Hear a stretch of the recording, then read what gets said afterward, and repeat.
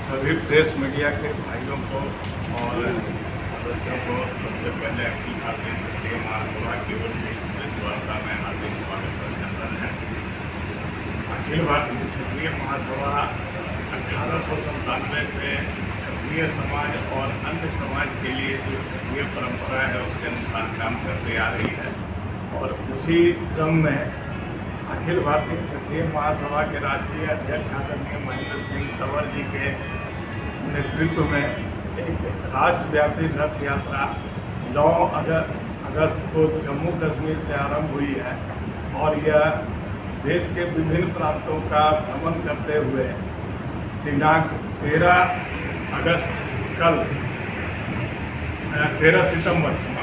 सितंबर को कल जो है गुमला में प्रवेश करेगी झारखंड के अंदर और 13 तारीख से लेकर के 18 तारीख तक का झारखंड का प्रवास या भ्रमण है इस रथ का, जिसमें कि लगभग 14 जिला हम लोग भ्रमण करेंगे, जिसका विवरण आप लोगों को इस प्रकार है।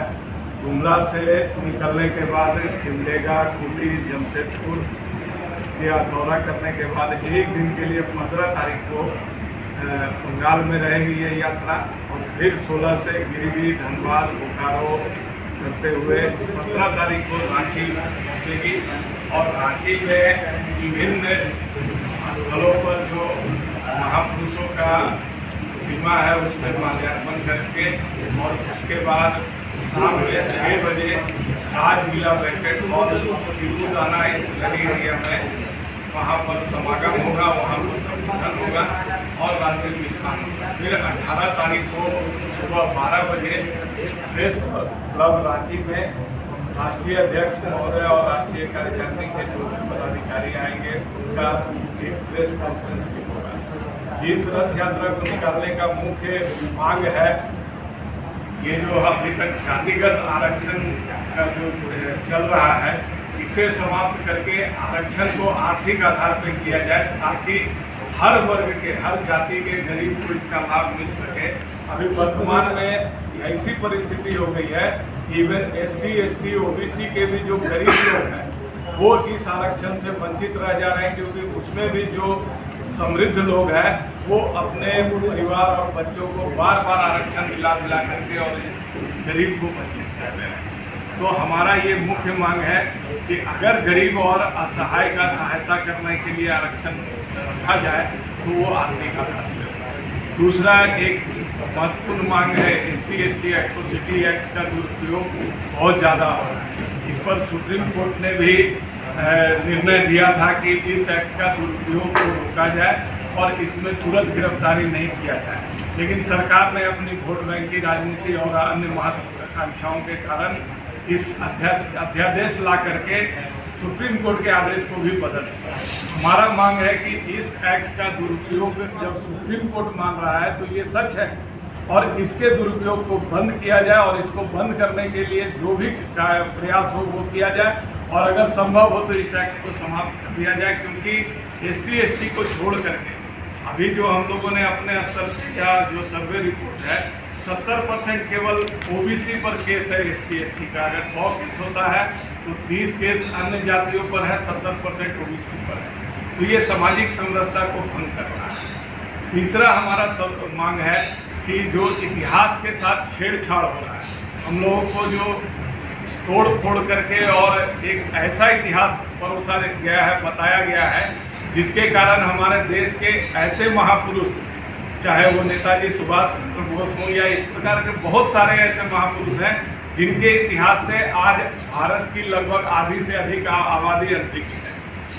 इसी क्रम में हमारे क्षत्रिय कुल के भी बहुत सारे ऐसे पराक्रमी योद्धा रहे, बलिदानी हुए, उनके भी इतिहास को लगभग समाप्त कर दिया गया। तो हमारी यह मांग है कि केवल क्षत्रिय का नहीं, सभी जाति के सभी योद्धाओं का, सभी बलिदानियों का इतिहास को मूल रूप में जो वास्तविक रूप में था वो सबके सामने लाया जाए और इसके लिए एक योजना या नीति बनाई जाए। ये 3 मुख्य मांग को लेकर के रथ यात्रा पूरे भारत का भ्रमण कर रही है। उसी क्रम में 13 से 18 तक झारखंड में भ्रमण कर रही है और 17 तारीख को रांची में आएगी। तो रांची में जो कार्यक्रम है खाली माल्यार्पण है या जनसभा भी कहीं पे है? हाँ, राजविला बैंकेट हॉल में जहाँ पर पहुँचेंगे वहाँ पर समागम, संबोधन और सभा जो है वहाँ पर।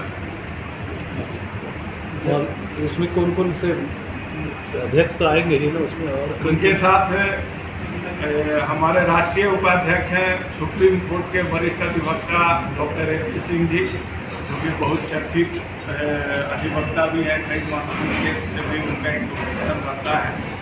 और उनके साथ हैं जो अयोध्या के पीठाधीश्वर सदगुरु आचार्य बालमुकुंदाचार्य और राष्ट्रीय उपाध्यक्ष विजय सिंह परिहार जी और अन्य पदाधिकारी हैं राष्ट्रीय। ठीक। और इस टीम के साथ जो राष्ट्रीय रथ यात्रा आ रही है गुमला से, हमारे प्रदेश अध्यक्ष आदरणीय बीनू सिंह जी के नेतृत्व में एक प्रदेश की भी टीम पूरे राज्य का भ्रमण करेगी। जैसे कि अभी आपने बताया कि SC/ST अपने अधिकार के लिए ज़्यादा ये कर रहे हैं, तो अभी एक नया मामला आज आपका 1932 को लेकर आ रहा है, उस पर आप क्या कह सकते हैं? 1932 भी मामला उसी तरह का है, ये भी वोट की राजनीति वाला मामला है। आप एक चीज देखिए इसमें कि आज भारत आज़ाद हुआ 1947 में, हमारा जो भी संवैधानिक व्यवस्था शुरू हुआ 1947 के बाद, और हम 1932 का वो अंग्रेज के ज़माने का कानून और खतियान ढूंढ रहे हैं। आज तो कई ऐसे परिवार हैं जिनके पास 1940-47 का खतियान नहीं है। और इस मामले में अगर देखा जाए तो हमारे क्षत्रिय राजाओं ने 576 रियासत दिया था। जमींदारी एक्ट जो आया था उसमें अपने जमीनों को दिया था कि भूमिहीनों को जमीन दिया जाए, ये 1947 के बाद दिया था। और जो भूमिहीन थे तभी तो ये जमींदारी हटाई गई थी। अब मान लीजिए जिनको 1947 के बाद भूमि मिला है वो झारखंड के ही होंगे, तो 32 के खतियान के आधार पर उन्हें झारखंडी कैसे आप साबित कीजिएगा? ये एकदम गलत है और एकदम वोट की राजनीति और लोगों को बहलाने फुसलाने का एक षड्यंत्र। जैसे कि 1932 को लेकर राजनीति हो रही है, अगर ये लागू होता है तो आपका क्या स्टैंड? हम इसका जमकर विरोध करेंगे, क्योंकि हमने उसमें अपना जमीन दिया है, हमने अपना राजपाट दिया है और जमीन भूमिहीनों को देने के लिए दिया है, और वो हमने 1932 में नहीं दिया है। भारत आज़ाद होने के बाद सरदार पटेल जी के आह्वान पर हमने दिया है। और अगर उसका हमें लाभ नहीं मिलेगा, हमारे उन भाइयों को, गरीब भाइयों को, भूमिहीन भाइयों को लाभ नहीं मिलेगा, तो हमें तो लड़ना ही पड़ेगा। ये तो हमारा क्षत्रिय धर्म कहता है कि जब भी अन्याय होगा हम लड़ेंगे और जिस हद तक लड़ना पड़ेगा लड़ेंगे। क्षत्रिय महासभा जिन 3 मुद्दों को जो रखी है, तो क्या यही केवल जो है प्रभावित है या फिर दूसरा महासभा भी इसमें सहयोग कर सकता है? इसमें हमें इस ये रथ यात्रा में विभिन्न प्रांतों में लगभग सभी जाति और वर्ग के लोगों का समर्थन मिल रहा है, और वो लोग अपने अपने संगठन के साथ आकर के हमें समर्थन दे रहे हैं इसका, क्योंकि ये जो तीनों मांगे हैं आप भी समझ सकते हैं जिस व्यवहारिकता उसका क्या है। चाहे आज किसी भी वर्ग का गरीब हो, इवन ST गरीब भी जो है वो आरक्षण से वंचित है। और अगर ये नीति सही है तो फिर 70-76 साल में गरीबी हटी क्यों नहीं?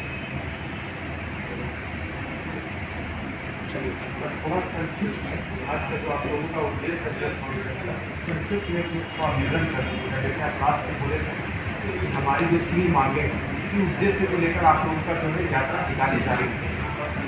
बढ़िया से लंबा चला गया 4-5, आप ही से स्टार्ट करते हैं, आप ही से करें, उसके बाद इनसे भी ले लेंगे।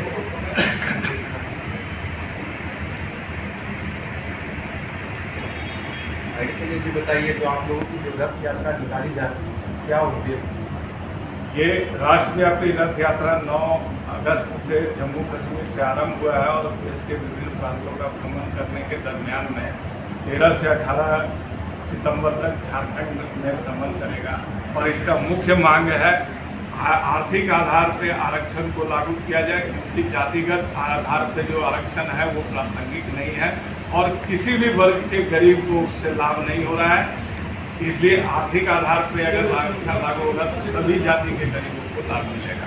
दूसरा मांग है SC/ST एट्रोसिटी एक्ट का दुरुपयोग सुप्रीम कोर्ट तक ने माना है कि होता है, इसलिए इस एक्ट का दुरुपयोग को समाप्त किया जाए या इस एक्ट को समाप्त किया जाए। तीसरा मुख्य मांग है जो हमारे इतिहास के साथ छेड़छाड़ किया गया है, जो इतिहास हमें बताया गया है या जो इतिहास अभी सबके सिलेबस में है वो तोड़ मरोड़ के बताया गया है और जो वास्तविक इतिहास है उसे दबा दिया गया है। एक नीति बना करके, एक समिति बना करके हमारा जो मूल इतिहास है, वास्तविक इतिहास है, उसको सबके सामने लाया।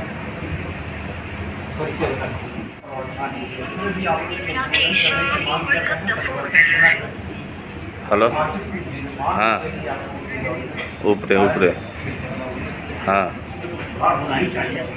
मूल रूप से हम लोग का समाज चाहे जो भी हर वर्ग के लोग इस आरक्षण रूपी दानों से त्रस्त है। आरक्षण रूपी दानों जो है देश को बर्बाद और खोखला कर रहा है। मेरिट वाला लड़का सही रूप से रोड पर घूम रहा है और मेरिट नहीं है, वो आज कुर्सी पर बैठा हुआ है, वही शासन कर रहा है। हिंदुस्तान कभी इस तरह के जो पक्षपात की रवैया किया जा रहा है वोट के राजनीति के चलते, कभी हिंदुस्तान तरक्की नहीं करेगा, कभी तरक्की करेगा।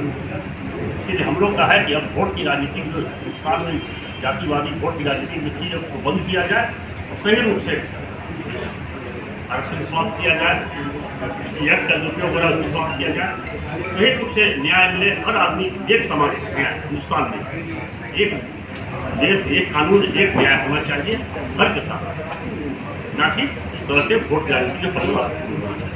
इससे जनता मैंने खूब चुकी है, नौजवान मैंने हताश होते जा रहे हैं।